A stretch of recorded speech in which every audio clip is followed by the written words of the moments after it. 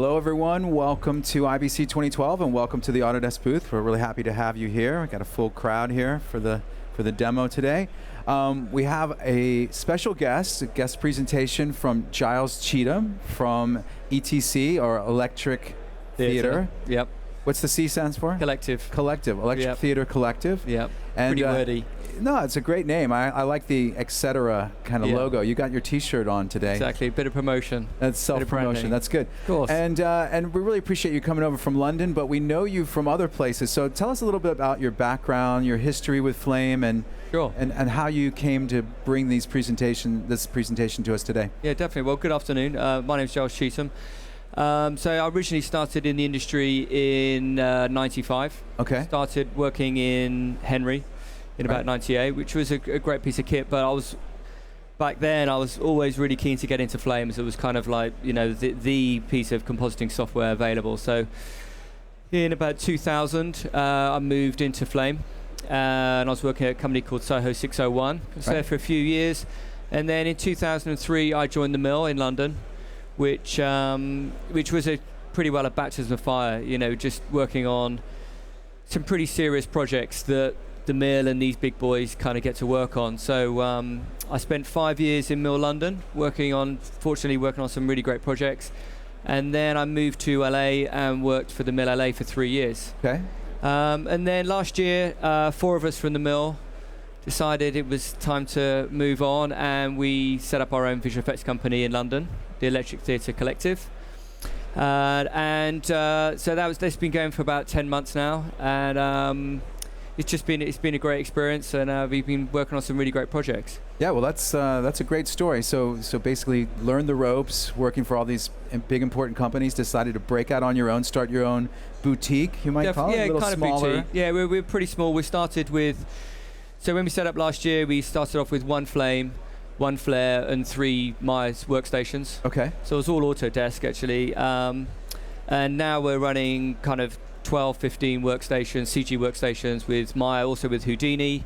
We've got a second Flame as well now, so we've got 2 Flames, Flare, and a whole bunch of CG. So that's a lot of success in a short time, only 10 months. It's been really interesting growth for us. You know, we don't want to grow too quickly, but we've had some good demand from clients, and we're trying to service that demand. And how is it to be now an owner and on the box as an operator as well? It's time consuming. Yeah. It really is. So I can spend a lot of my day in meetings, and then I really do the actual work kind of after 7 o'clock, which isn't great. But still, it's been worth it. But I was going to show you a couple of projects I've been working on. Please, yeah. Well, these are great. There's two spots I was going to show. The first spot was kind of the first significant visual effects job we did at Electric Theatre. We did this at the end of last year. It's an agency called Jung von Matt in Germany, and with the directors were a directing collective called Lynn Fox, who are great guys, and we've done a lot of work with them at the mill. So it's a spot for Mercedes. So I'll just play it through, and then I thought we could kind of just break down some of the significant shots of this. Absolutely.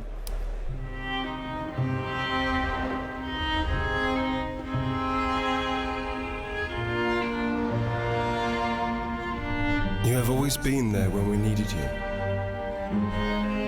Often you were the last resort. You protected us without looking after yourself.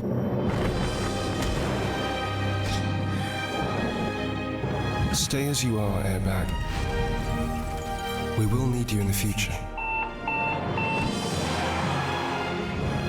Just not as often.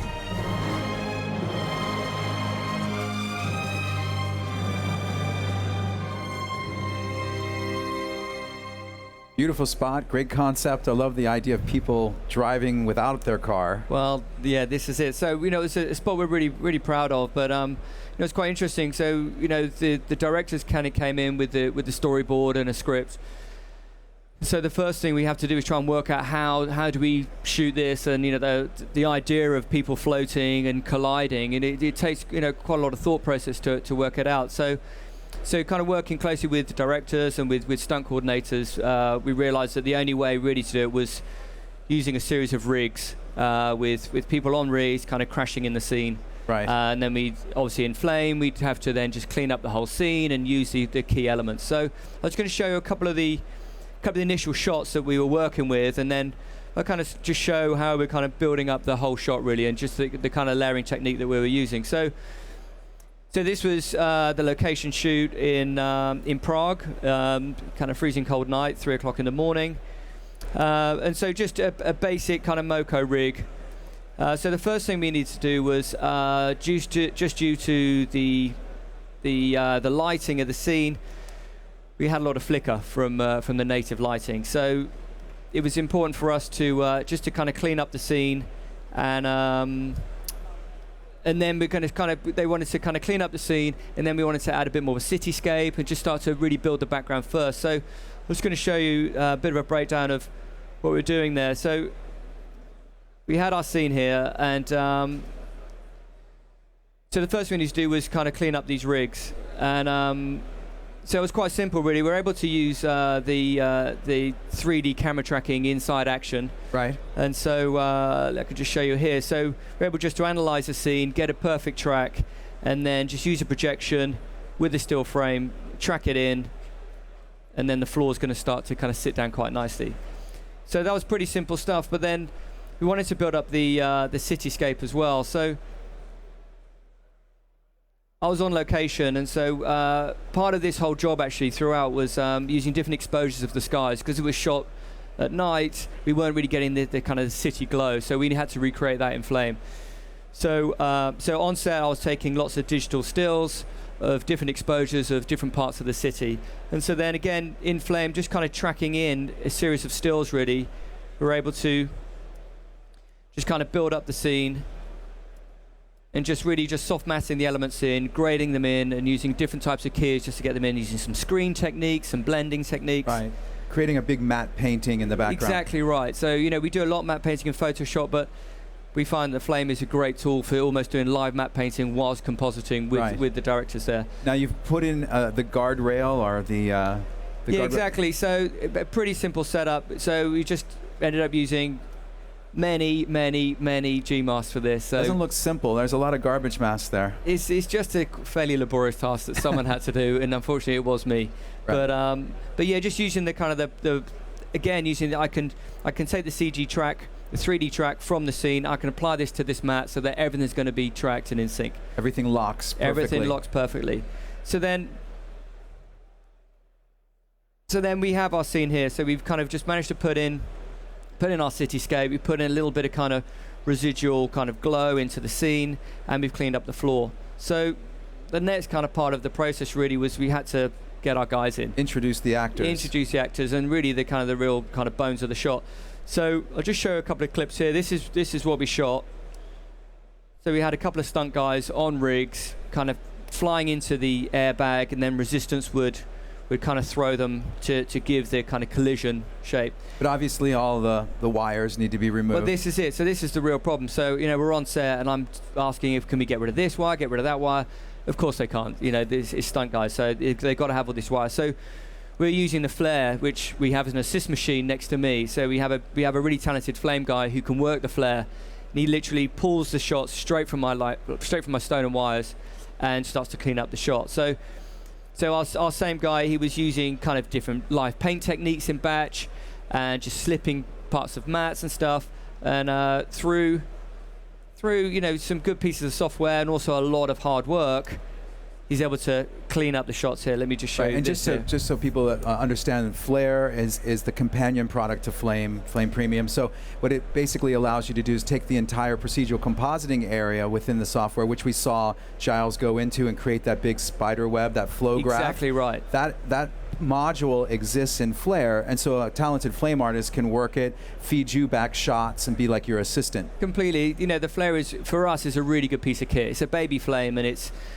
it's a pretty good price point as well. So we can have really good kick-ass, excuse my language, but really great quality Flame guys working on the Flare next to me. So it's almost running two Flames. Yeah, they don't miss a beat. And the great thing is that I can start a batch setup. Our Flare guy can then pick it up, carry on working, and then I can pick it up and finish it off if I need to. So if you need to. It's all fully compatible. So now we've got some pretty good cleanup here. So our guys kind of removed all these wires, done a lot of paint up cleanup, and etc. And then the next thing for us to do really is get a good mat of this guy. So again, in Flame, just using, as I was showing you with the G-mask capabilities, just with the railing. So using full G-mask and a little bit of Luma King, we're able to separate the guy and put him off. Kind of make a great mat to then pop him into the scene. So it's going to show you the next setup really was, so we've got our guys, we get them in. So I'll just show you where we are here.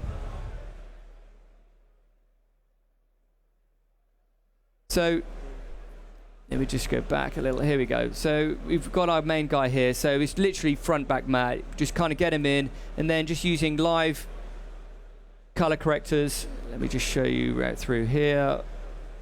Using live color correctors, we can just get that guy in the scene, get him graded in. So the next thing we wanted to put in was all the smoke and the glass and the dust elements. Right. And so we wanted to use a twofold technique really. We wanted to shoot as much in cameras as we can. We always find that that's always going to be the best way. If you want to get some good smoke effects, you get some great stuff from shooting it. So we're shooting cannons with exploding glass and bits of car headlights, etc., all shot on a Phantom at 1,000 frames a second. Right. So but practical again, elements. Practical elements. They always work so well for us. And then we shot an amazing piece of kind of mechanical, kind of glass explosion. And just we wanted to use some elements, but also this is great reference for our CG guys as well. Sure. But then just being able to, this was initially going to be some reference, but again, using some great G-mask techniques and some good keying, we're able to kind of pull elements of this scene. So we could just take just some of the juicy bits that we really like on here and just pull them out and then just get them in the scene. So again, just starting to build up the scene really, using lots of live action elements. And then we're finally going to just build up our scene with our second guy in. Again, using lots of different elements here. We've got, show you here, we've got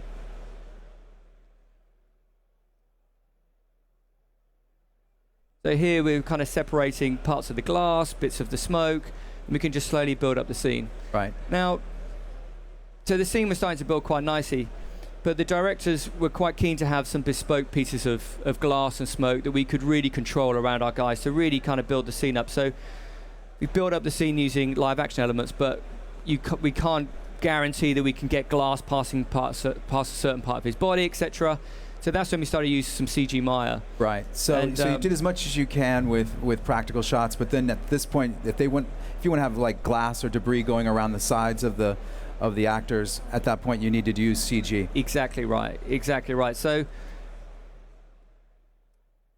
then our CG guys, Dan Murham, he using some kind of M-cloth techniques, he was able to produce specific elements of glass to wrap around our guy. And again, just being able to keep this whole scene live. So because whenever I'm working, if I'm building up a shot and it's a complicated shot like this, I always try and build it in a way that any flame artist can then pick up the scene afterwards. Right. Follow your logic. Exactly, and that's what's great about working in batch, is that it's literally a stream of consciousness. So you start one end, and then you just have this great workflow that could continue through. And so it just means that anyone can pick it up at any time, and it should make sense to most people. So this is the final composite, right? Yep. And let's take a look at that, because I would like to change gears, and then the last time that we have, take a look at the other spot. So again, this is the fully realized shot. Yeah, shot so 28. Shot 28, yeah. Batch 6. And so yeah, here we've got our live action elements. Then we've started to use some, you can see here, so these are kind of bespoke piece of CG, bespoke CG here, bespoke CG smoke here, but then all the rest is live action. And then just to finish it up, we had a couple of foreground pieces of glass just to kind of really fill the scene. And just using some of the Racti focus tools that we have in Flame, we're able to just bring the kind of depth of field into the scene. Yeah, and that's really the hero shot in the spot, and you can see all the work that went into all the way back to the background. That had to be created from scratch. And in theory, you could keep that whole scene live. Yeah. So I built it over 6 batches, but you could keep the whole thing as one batch. So that's what's great about working in batch, that you have a full workflow, and it just keeps everything live for anyone to pick up and make a change to. So that was a beautiful car spot with a lot of live action and a lot of heavy rotoscoping and grading, and then of course the slight CG elements added on top, because you couldn't control all the practical elements. This I think is even more impressive, if you will, because it's a lot of CG integrated with a single live action. Well, exactly. So, you know, the Mercedes spot is almost classic Flame, really. It is classic. You know, it's kind of lots of live action elements being brought together, and then a little dusting of some CG just to kind of really finish it up. The next spot I wanted to show you was a spot for GSK, a big pharmaceutical company, directed by Scott Lyons outside for TBWA London. And this was a kind of a different kind of set of rules for us to work to. So I'll just quickly show you the shot. And I'll show you the spot, and then I'll break down a shot for you. Okay.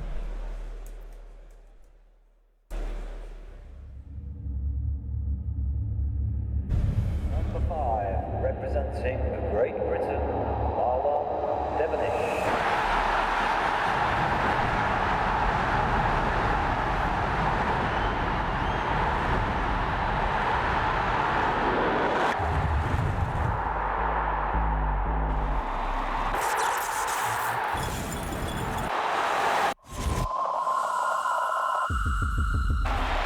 On your mark.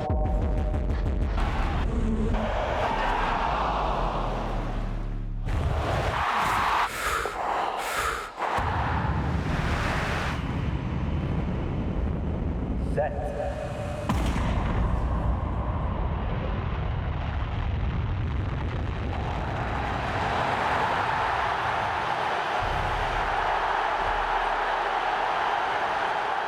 That is so cool. I mean, I saw these little flash frames of things I didn't see before. So Well, thank nice you. work. Thank you. So I'm just going to kind of break down this shot here. So this was a big shot for us. So this is another kind of, you know, dare I say, another kind of classic shot really that we're going to do in Flame. So it's almost a front back mat. So we've got our athlete here. We weren't allowed in the Olympic Stadium at all. It was kind of May, 2 months before the Olympic Games. So you're just not allowed to even get close. So we shot our guy on green screen. So this is our shot here, shot on green screen, tracking markers everywhere for our CG guys to then track the shot. And our CG department built the Olympic Stadium and generated the full crowd in CG. So shots like this I find can be quite tricky because Sure. you've just kind of got a foreground element and a background element. So you know, for me, you really have to really work the comp to try and get the whole thing working. So just going to show you a couple of things. So firstly, we got the this is the CG stadium we had. And so it was OpenEXR, so it meant that in Flame, using color correctors and exposure tools, we could bring down our highlights and boost our shadows and have a lot of control in the color corrector. So this is our basic stadium. And so the first thing I wanted to do is kind of get the crowd in, and I just want to get this CG comp really, get everything in. So what's really important, where I find I've comped a few stadiums, is you really want to get this kind of color change. So kind of in the back of the stadium is quite shaded. In the front, we're going to have like pools of light, and it kind of gives the scene, you know, a good look, and it's quite realistic, really. So I'm just going to show you this technique here. So what we're able to do was to do this these pools of light for the crowd. The CG department gave me the CG stadium. It just gave me certain parts. I was able to cherry pick what I wanted, and so. So here I've got some basic geometry of the stadium here, and then I was attaching lights to the scene, and then I'm able to reposition the lights, and so really I'm able to kind of put pools of light into the scene without having to track mats and all that. So I literally can plonk them into the scene, render it through, and I've got a pretty good mat run to do some grading later. So so I'll just show you the next setup that I was using, which was just to really build the stadium, get the crowd in. And so you can see here it's kind of a pretty good sized batch here. But so these are the renders from the first batch of the pools of light into the scene. And so then very quickly I'm able just to soften that, logic op it through. So again, I use logic ops a lot. They're just great. They're clean. They're very quick on rendering. Right. So I can logic op the crowd alpha channel through that, and so I've got a perfect mat to then grade my scene. Right. So you can see here. So we're able to kind of use some of the in action FBX tracking just to make my life a lot simpler, really.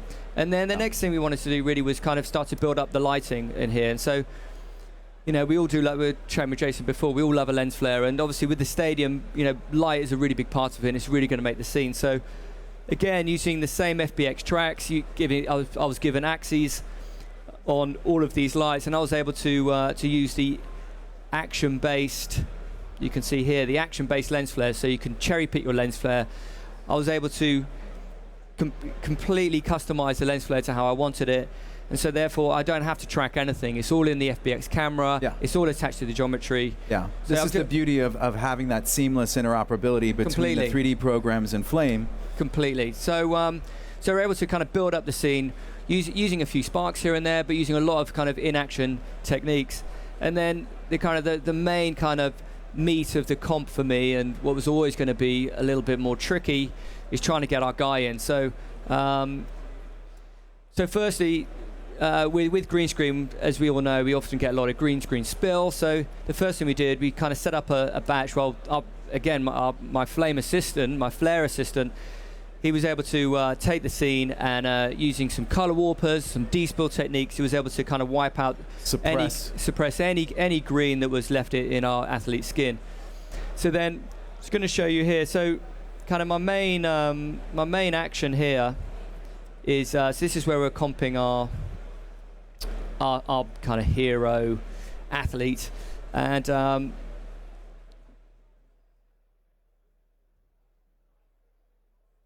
then this is kind of, again, literally a front back mat. So I've put him in a bit further back. I've got some different grades here just to kind of get him into the scene. So I'm able to kind of, this was a little mock-up we did, so I can use this just to kind of reference what kind of grade we want. So then we put him in, and then what's really important for this is, again, talking about light. For me as a compositor, light is so important, and it really kind of sets the scene. So again, using a few logic ops, kind of blurring some scenes, we're able to kind of start to wrap some light around our guy, and It's again, very important to integrate them into that. It's scene, really, yeah. really important. So we just within the scene, we always want to be able to just bring this light round, and then just using a few different techniques, using a couple of sparks and stuff, we're able to really kind of start to flood the light with some scene, and then again, just keeping it all live. I then kind of feed this all through, and the final thing was, again, we wanted some light kind of interacting between us and him, so we really feel we're part of the scene. So using some live action lens flares. Again, in action, I'm able to use the slit functions, and you can animate slits by using clever links with some axes and stuff. And so we're slowly kind of building up the scene with kind of in-camera true lens flares, just to really build the scene. And so I kind of skim through. So then we end up with this comp here, which, you know, starts to really feel quite natural and kind of baked into the scene. Yeah, it's great to see the breakdown of how many stages of development, how many levels of detail that you go to, the minutia that you really go to make it seem real. Well, it takes a lot of work, but you know what I find working in batch in particular, you kind of just do it in a pretty simple layering system. Right. And I often pre-render in batch as well, just so my tree isn't ridiculous.